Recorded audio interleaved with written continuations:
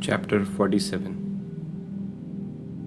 Baba's Reminiscence Stories of Veerbhadrappa and Chenbasappa, Snake and Frog.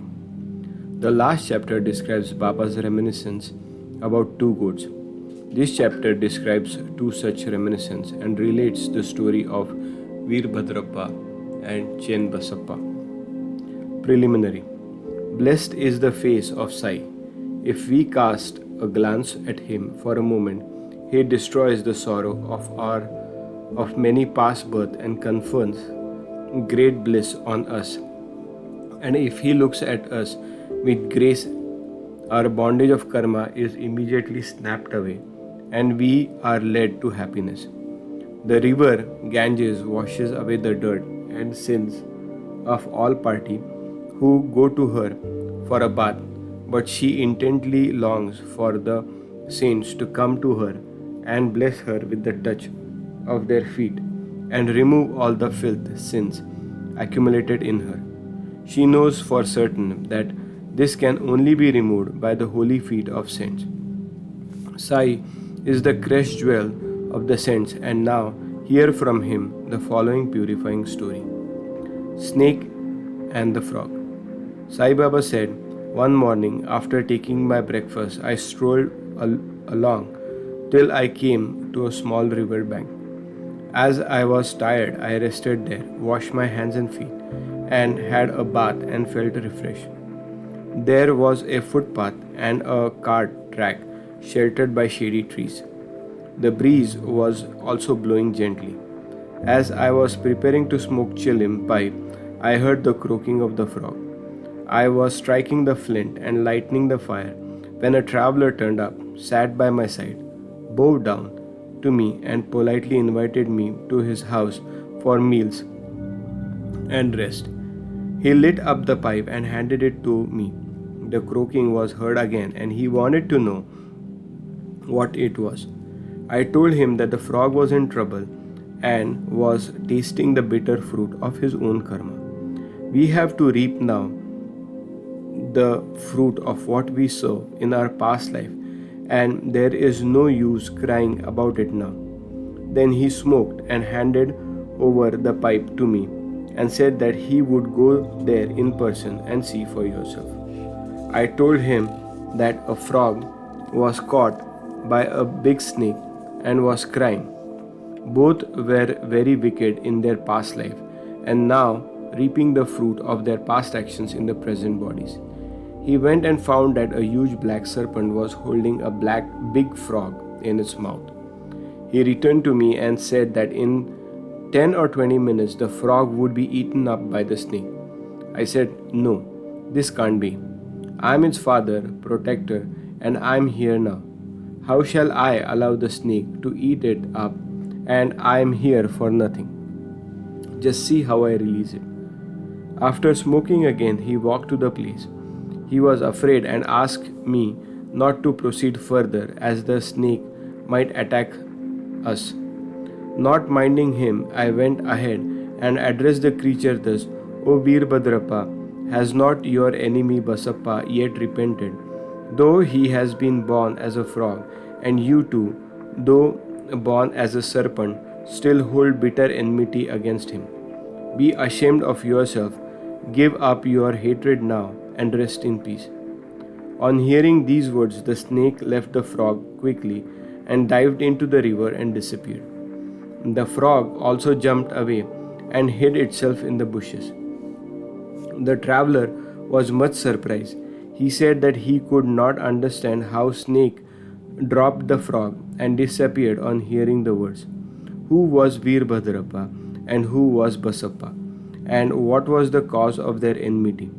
I returned with him to the foot of the tree, and after sharing again a few puffs of smoke with him, I explained the whole mystery to him as follows. There was an ancient holy place sanctified by the temple of Mahadev about 4 or 5 miles from my place. The temple was old and dilapidated. The residents of the place collected funds for its repair. After a large amount was collected, arrangement for worship was made and plans with estimates for repairs were prepared. A rich local man was appointed the treasurer, and the whole work was entrusted to him. He was to keep regular accounts and be honest in all dealings. He was the first class miser and spent very little for the repairs, which consequently made very little progress. He spent all the funds, swallowed some amount himself, and spent nothing from his pocket. He had a sweet tongue and was very clever in offering plausible explanation regarding the poor and tardy progress of the work. The people went to him and said that unless he left his helping hand and tried his best, the work would not be completed. They requested him to work out of scheme and again collected subscription and sent the money to him. He received it but sat as quiet as before without making any progress. After some days, God Mahadev appeared in his wife's dream and said to her, "You up, you get up, build the dome of the temple. I will give you hundredfolds of what you spend." She told this vision to her husband.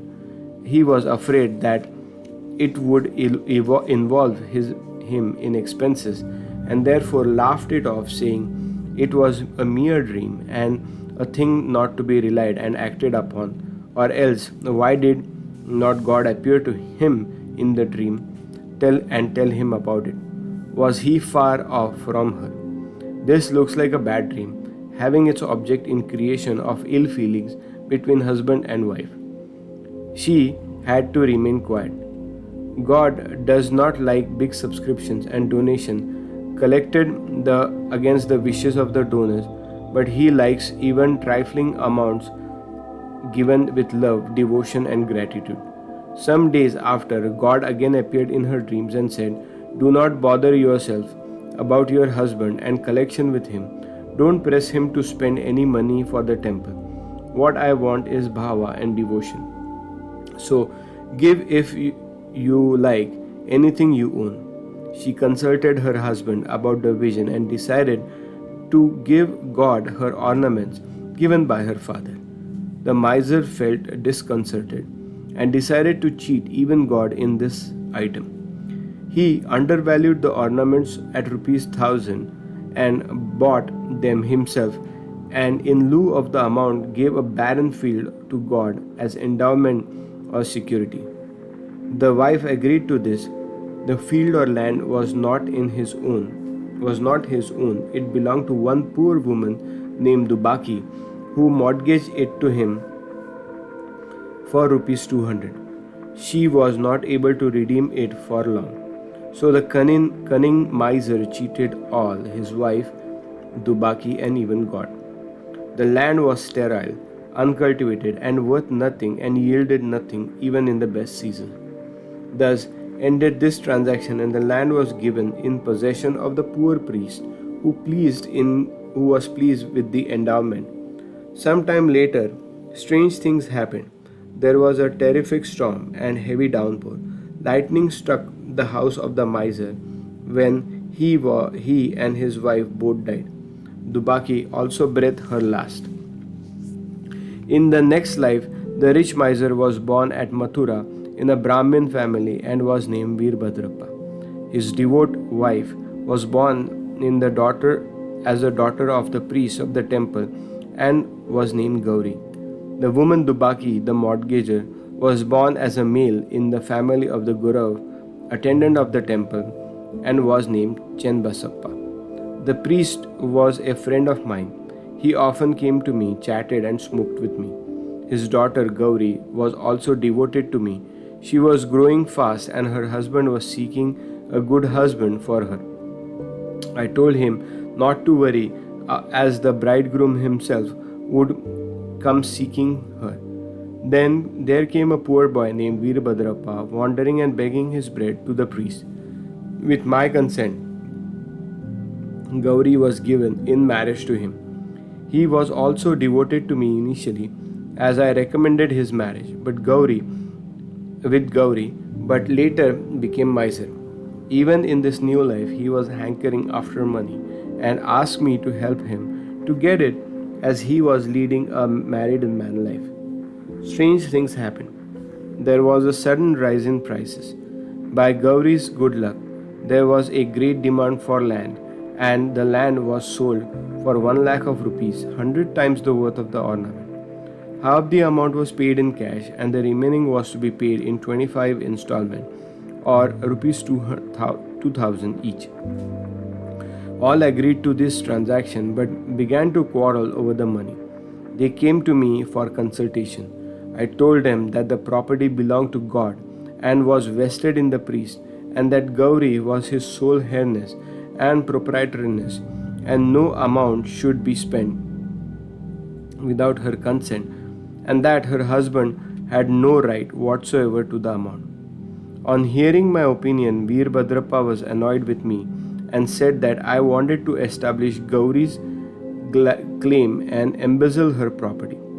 On hearing his words, I remembered God and kept quiet. Veerbhadrappa scolded his wife, Gauri, as he came to me at noon and requested me not to mind the words of others and not to discard her, as she was my daughter. And she thus sought my protection. I gave her a pledge that I would cross 7 seas to help her. Then that night Gauri had a vision. Mahadev appeared in her dream and said, "The whole money is yours. Do not give anything to anybody. Spend some amount for temple purpose in consultation with Chenbasappa, and if you want to use it for some other purpose, consult Baba in the masjid himself." Gauri told me the vision, and I gave her proper advice in the matter.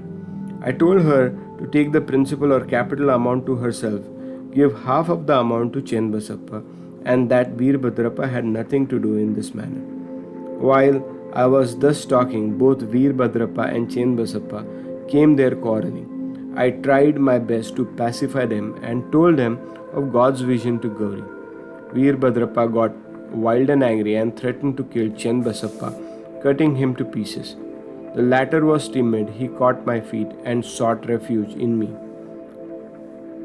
I pledged himself to save him from the wrath of his foe. Then, after some time, Veerbhadrappa died and was born as a snake, and Chenbasappa died and was born as a frog. On hearing the croaking of Chenbasappa and remembering my pledge, I came here, saved him, and kept my word. God runs to his devotees for help in times of danger. He saved Chenbasappa the frog by sending me here. All this is God's Leela or sport.